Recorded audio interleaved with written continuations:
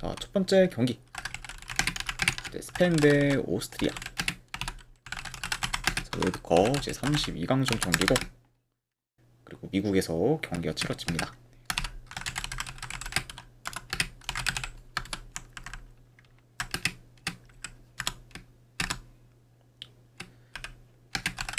자, 스페인 같은 경우에는 이제 니콜 윌리엄스, 그리고 이제 피노 등이 좀 결장. 그리고 이제 오스트리아 같은 경우에는 이제 바움가르트너가 결장 중입니다.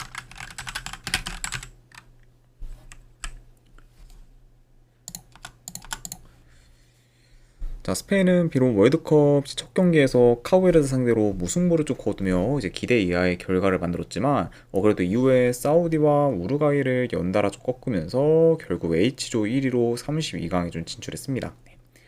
자, 그리고 지금 월드컵 조별리그에서 단 한 번도 이제 실점하지 않으면서 이제 견고한 수비를 보였던 거죠. 스페인이라고도 이제 볼 수가 있고. 자, 그리고 이제 오스트리아 같은 경우에는 이제 월드컵 첫 경기에서 요르단을 좀 꺾으며 이제 스타트를 좀 잘 끊었지만, 그래도 이후에 이제 아르헨티나 상대로 이제 2대0 패배를 좀 당했고, 그 이제 직전 이제 알제리전에서는 이제 3대3 무승부를 좀 거두면서 다소 좀 주춤한 모습을 좀 보였습니다. 자, 그럼 이제 이후 행보는 뭐 그렇게 좀 좋지는 못한 거죠. 오스트리아라고도 이제 볼 수가 있네요. 일단 오스트리아가 최근에 중원 장악력이 좀 안 좋은데, 그러다 보니까 이제 그런 오스트리아 상대로 스페인이 비교적 쉽게 중원 싸움에서 우위를 좀 점할 것으로 좀 예상이 됩니다. 그리고 이제 스페인이 중원을 좀 장악하게 된다고 하면은 자기 페이스대로 이제 템포를 좀 조절하며 경기를 좀 곧잘 좀 운영할 것으로 좀 예상이 돼요. 그렇게 된다고 하면은 이제 스페인의 좀 주도하에 이제 흘러갈 수 있는 경기가 되지 않을까 싶습니다. 자, 그리고 이제 수비가 견고한 스페인과 달리 이제 오스트리아는 이번 월드컵에서 매 경기 수비가 크게 흔들리면서 이제 불안정한 모습을 좀 보였고, 특히 좀 측면 수비가 많이 취약해 좀 측면에서의 좀 돌파를 쉽게 허용하고 있다는 점을 좀 고려하면은 오스트리아가 이제 야말을 좀 제어하기에는 많이 버거울 것으로 좀 보여집니다. 자, 그러면은 그럼 야말의 좀 아이솔레이션에 대한 좀 대처가 많이 이제 오스트리아 입장에서는 어려울 수가 있고, 그리고 이제 그런 야말 제어가 좀 어렵다고 하면은 이제 오스트리아의 좀 측면 수비가 이제 과부하될 가능성이 커 보입니다. 좀 이제 그렇게 흘러가면은 이제 다른 쪽에서 공간이 좀 많이 만들어질 수 있기 때문에 이번 경기에서는 이제 스페인이 그런 좀 공간을 좀 창출을 좀 잘해서 그런 좀 빈 공간 활용을 좀 통해서 그래도 이제 위협적인 좀 득점계를 좀 많이 만들 수 있지 않을까, 그렇게 한번 좀 예상을 해봅니다. 자, 그리고 이 경기는 뭐 그렇게 크게 좀 코멘트할 건 없을 것 같아요. 뭐 현재 이제 뭐 전력, 이제 뭐 흐름, 그리고 확실히 경기력, 그리고 양 팀의 그런 좀 중원에서의 차이, 그리고 지금 이제 오스트리아가 좀 측면 수비가 좀 워낙 좀 불안정하다 보니까 이제 어 그만큼 좀 야말의 좀 퍼포먼스를 좀 기대해 볼 수 있다는 부분까지 다 좀 고려한다고 하면은 그래도 이 경기는 스페인 사이드를 보는 게 더 낫지 않을까 좀 생각을 합니다. 네. 그래서 이제 스페인이 뭐 충분히 좀 좋은 결과를 좀 만들어서 이제 16강 좀 진출을 하는 좀 방향으로 흘러가지 않을까 싶어 승패를 본다고 하면은 이 경기는 스페인 승쪽 보는 경기로 가져가도록 할게요. 자, 스페인 승에 어느 반응 본다고 하면은 네, 그래도 오바 보도록 하겠습니다. 자, 물론 이제 스페인이 조별리그에서 이제 단 한 번도 이제 실점을 안 했을 정도로 수비가 좀 견고하긴 하지만, 이 경기는 뭐 스페인 혼자서 이제 오버를 좀 만들 가능성도 뭐 충분히 좀 있다고 보고, 이제 오스트리아가 지금 수비가 좀 불안정하지 공격은 여전히 좀 매섭기 때문에 뭐 그런 부분을 고려한다고 하면은 그래도 이거는 언더보다는 오버로 접근하는 게 더 낫지 않을까 싶어서 네, 오버까지도 같이 보도록 하겠습니다. 네. 그래서 이제 승패를 좀 본다면 스페인 승, 어느 반을 본다고 하면은 오버 보는 경기. 네, 이렇게 이제 가져가도록 할게요.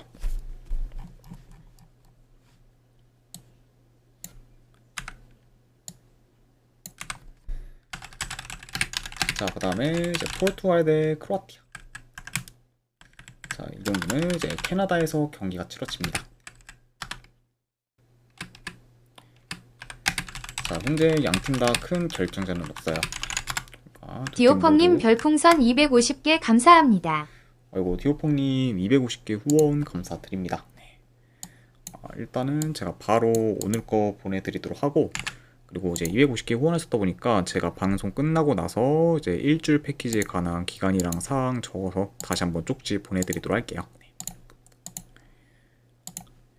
네, 방금 보내드렸으니까 이제 한번 확인해 보시면 되실 것 같습니다. 네. 아무튼 다시 한번 250개 후원 감사드립니다, 디오펑님. 자, 포르투갈은 최근 우즈베키스탄 상대로 5대0 대승을 좀 거두며 이제 기세를 끌어올리나 했지만, 자, 이후 콜롬비아 상대로 0대0 무승부를 좀 거두면서 기세를 더 끌어올리지는 못했습니다. 네.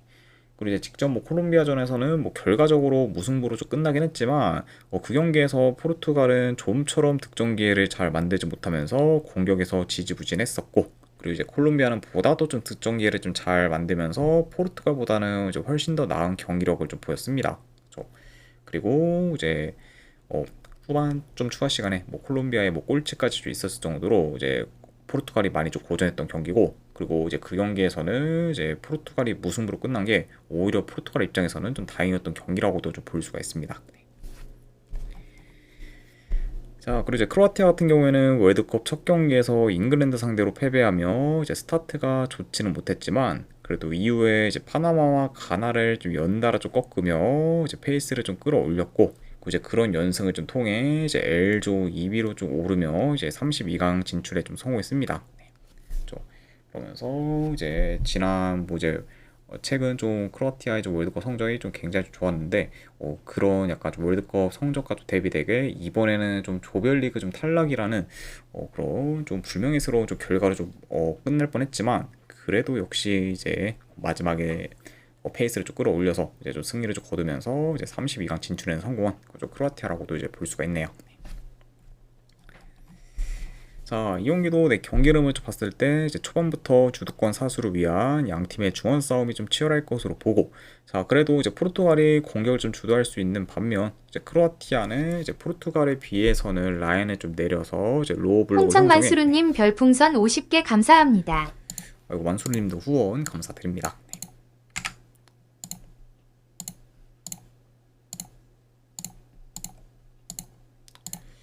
네, 방금 보내들었으니까 나미리 이제 7408님 별풍선 100개 감사합니다. 아이고, 나비리님도 이제 후원 감사드립니다. 네. 일단은 네, 후원하신 분들께 제가 바로바로 지금 보내드리도록 할게요. 아이고, 100개 후원 감사드립니다. 네, 그리고 나비리님은 이제 100개 후원하셨다 보니까 오늘하고 내일 이틀간 이제 제공해드리도록 할게요. 네. 아무튼 네, 후원 감사드립니다. 만수르님, 나미리님. 자, 그에 반해 이제 크로아티아는 비교적 라인을 좀 내려서 이제 로우 블록을 형성해 이제 안정적으로 좀 플레이하다가 이제 틈틈이 좀 역습을 좀 통해서 이제 포르투갈의 수비 뒷공간을 좀 노릴 것으로 좀 보여집니다. 그러다 보면 이제 더 적극적인 좀 공세를 좀 보일 팀은 그래도 포르투갈이라고 보여지고, 이제 크로아티아 같은 경우에는 그래도 보다 더 이제 좀 안정적인 그좀 플레이를 좀 기반으로 이제 수비에 좀 치중하며 이제 그런 약간 좀 역습을 좀 통해서 이제 좀 틈틈이 이제 좀 기회를 좀 노리는 식으로 플레이하지 않을까, 그렇게 한번 좀 예상을 해봅니다. 자, 물론 이제 포르투갈의 전력이 더 막강하고, 그리고 이제 크로아티아는 이제 후반으로 갈수록 이제 체력적 부담이 커 이제 에너지 레벨이 확 떨어지는 경우도 좀 많기 때문에 이런 경우까지 고려한다고 하면은 그래도 포르투갈한테 있어 유리한 요소가 이제 더 많다고는 볼 수가 있지만, 자, 문제는 이제 이번 월드컵에서 이제 포르투갈의 좀 경기력은 이제 대체로 좀 좋지가 못하고, 이제 기복도 좀 크기 때문에 이런 좀 포르투갈 사이드로 좀 접근하기에는 다소 좀 리스크가 좀 크지 않을까 좀 생각을 합니다. 네. 자, 그리고 이제 호날두의 그런 약간 좀 호날두가 어느 정도 좀 공격이 좀 잘 좀 풀린다고 하면은 그래도 스무스하게 좀 포르투갈의 좀 공격이 좀 잘 좀 유기적으로 좀 풀어가지만, 호날두가 좀 답답한 모습을 보인다고 하면은 좀 생각보다는 좀 포르투갈의 좀 공격이 좀 많이 좀 단조로워질 수 있을 만큼 굉장히 좀 지금의 이제 호날두는 뭐 포르투갈 좀 국대 내에서는 거의 양날의 좀 검이라고 볼 수가 있어요. 네. 그쵸. 자, 그만큼 확실히 좀 이런 뭐 호날두의 지금 영향까지 고려한다고 하면은 그만큼 지금 기복이 어느 정도 큰 건 포르투갈이기 때문에 지금 이런 좀 포르투갈의 사이드를 저는 무작정 보기에는 저는 리스크가 좀 크다고 판단이 됩니다. 네. 자, 그래서 저는 이 경기는 오히려 포르투갈보다는 지금 크로아티아 이 플랜으로 접근하는 게 더 낫지 않을까 싶어요. 네. 이 경기는 뭐 충분히 저는 크로아티아가 포르투갈의 좀 발목을 좀 잡아도 할 말 없는 경기라고 좀 보여지기 때문에 그런 부분까지 고려한다고 하면은 이제 안정적으로 이제 크로아티아 이 플랜으로 접근하는 게 이제 더 메리트 있는 그런 좀 접근이지 않을까 싶어서, 이 경기는 저는 승패를 본다고 하면은 이제 크로아티아 이 플랜 쪽으로 이제 접근하도록 하겠습니다. 자, 그래서 승패를 본다고 하면은 저는 크로아티아 이 플랜 쪽 보는 경기, 어느 반을 본다고 하면 이 경기는 언더 쪽 보도록 할게요.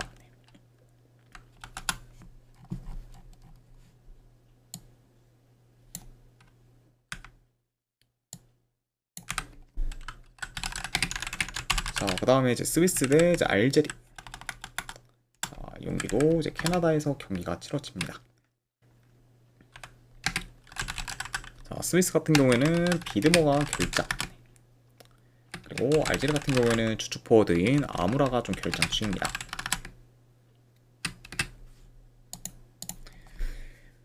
자, 스위스는 월드컵 조별리그에서 2승 1무를 좀 기록하며 이제 B조 1위로 32강에 진출했고, 그리고 알제리는 직전 경기 오스트리아 상대로 무승부를 좀 거두며 제2조 3위로 이제 마무리해 이제 32강에 좀 진출했습니다.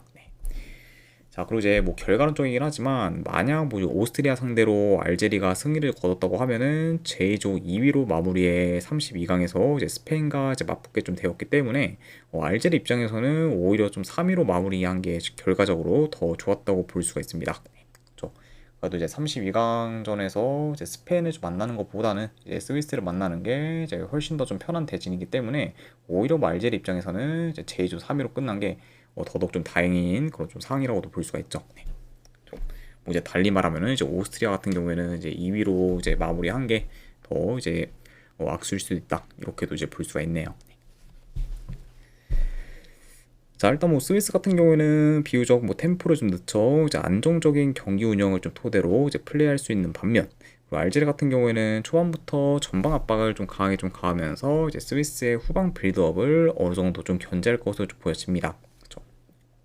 그리고 이제 스위스의 그런 좀 페이스대로 이제 경기가 좀 흘러가지 않게 좀 템포를 좀 끌어올리며 어느 정도 좀 플레이할 것으로 보여져요. 그렇죠. 그러다 보니까 이런 점을 좀 고려한다고 하면은 이제 스위스는 좀 운영에 더 이제 좀 치중할 수 있고, 그리고 알제리는 그런 좀 스위스의 좀 페이스에 좀 말려들지 않게 좀 스위스의 좀 운영을 좀 최대한 좀 방해하는 식으로 굉장히 좀 플레이하지 않을까 생각이 됩니다. 그리고 이제 압박도 굉장히 좀 압박도 어느 정도 좀 이제 강할 것으로 예상이 되는 그저 알제리라고도 이제 보여지네요. 자, 물론 뭐 현재 뭐 전체적인 뭐 전력이나 뭐 공수 밸런스는 스위스가 더 낫다고 보긴 하지만, 자, 문제는 스위스가 이번 월드컵에서 보스니아전을 좀 제외하면은 경기 내용이 썩 좋지는 않았고, 이제 알제 같은 경우에는 최근 요르단전과 오스트리아전에서는 좋은 경기력을 좀 보이면서 이제 어느 정도 좀 살아났다는 점을 좀 고려하면은 저는 이런 뭐 알제리가 좀 스위스 상대로도 충분히 좋은 경기 내용을 좀 보일 수 있다고 이제 여겨집니다. 네. 그렇죠. 자, 게다가 이제 스위스 같은 경우에는 이제 월드컵 이전처럼 이제 지금 중원 장악력이 좀 좋은 편은 좀 최근엔 아니기 때문에 지금은 좀 대려 좀 중원이 좀 흔들리고 있다는 점까지 고려한다고 하면은 오히려 요 경기는 저는 스위스가 좀 중원을 장악하기 또한 좀 쉽지 않을 수도 있지 않을까, 그렇게 한번 좀 예상을 해봐요. 네.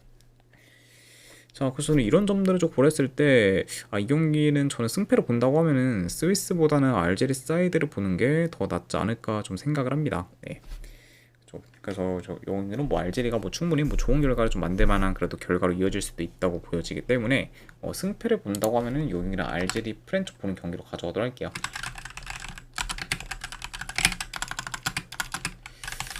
자, 그리고 언어반을 본다고 하면은 이 경기는 언더 보도록 하겠습니다. 네, 그렇죠.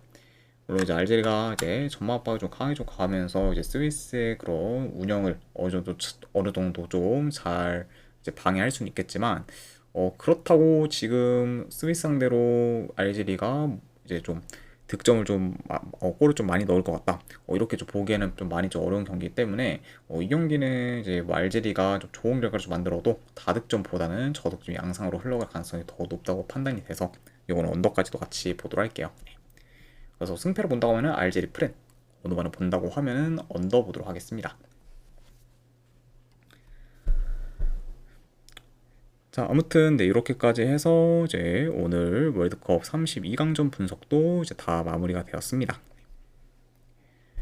자, 어느 정도 분석이 좀 괜찮다 생각되시는 분들은 추천 질차 한 번씩 눌러주시면 감사드리고, 자, 그리고 이제 궁금하신 사항 있으시면 채팅으로 질문 주시면 바로 답변해 드리도록 할게요. 자, 아무튼 오늘도 끝까지 분석 방송 봐주신 분들 대단히 감사드립니다. 감사합니다.